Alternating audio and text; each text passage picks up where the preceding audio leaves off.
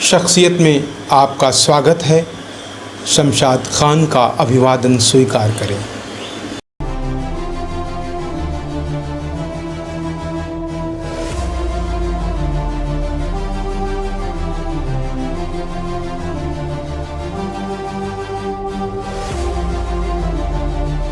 भारत की स्वतंत्रता संग्राम में बढ़ चढ़कर हिस्सा लेने वाले A.K. हंगल का जन्म 1 फरवरी 1917 को कश्मीरी पंडित परिवार में पंजाब राज्य के सियालकोट में हुआ था। इनका पूरा नाम अवतार किशन हंगल था। कश्मीरी भाषा में हिरन को हंगल कहते हैं। उन्होंने हिंदी सिनेमा में कई यादगार रोल अदा किए। साल 1966 में उन्होंने हिंदी सिनेमा में कदम रखा और साल 2005 तक 225 फिल्मों में काम किया। राजेश खन्ना के साथ उन्होंने 16 फिल्में की। हंगल साहब उर्दू भाषा जानते थे, इसीलिए हिंदी में स्क्रिप्ट ना पढ़ पाने के कारण वे स्क्रिप्ट को हमेशा उर्दू भाषा में ही मांगते थे। भारतीय स्वतंत्रता आंदोलन में भगत सिंह, सुखदेव और राजगुरु की फांसी से बचाने के लिए चलाए गए हस्ताक्षर अभियान में भी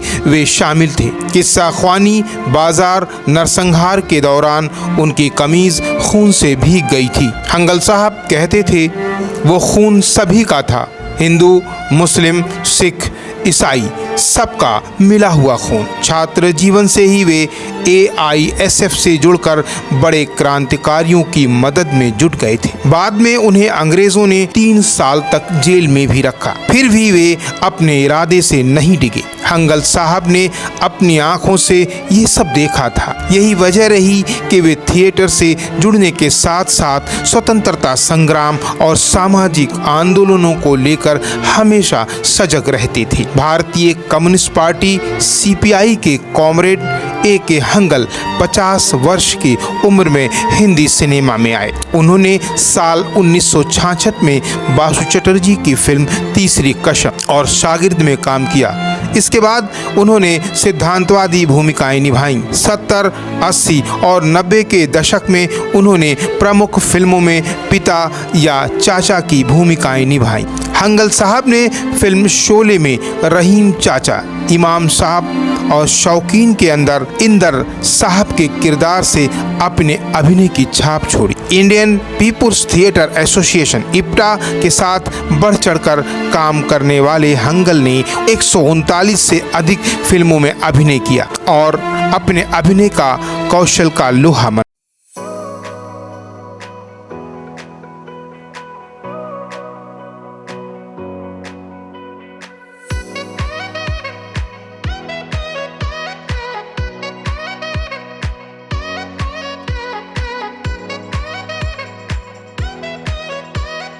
बनवाया। इनके प्रमुख रोल फिल्म नमक हराम, शौकीन, शोले, आईना, अवतार, अर्जुन, आंधी, तपस्या, कोरा कागज, बावर्ची, छुपा रुस्तम, चितचोर, बालिका वधू, गुड्डी, नरम गरम रहे। इनके बाद समय में यादगार किरदारों में वर्ष 1902 में शरारत, साल 1997 में तेरे मेरे सपने और साल 2005 में आमिर खान के साथ लगान में भी नजर आए। ये महान कलाकार हमेशा हमेशा फिल्म इंडस्ट्री में याद करता रहा जाएगा।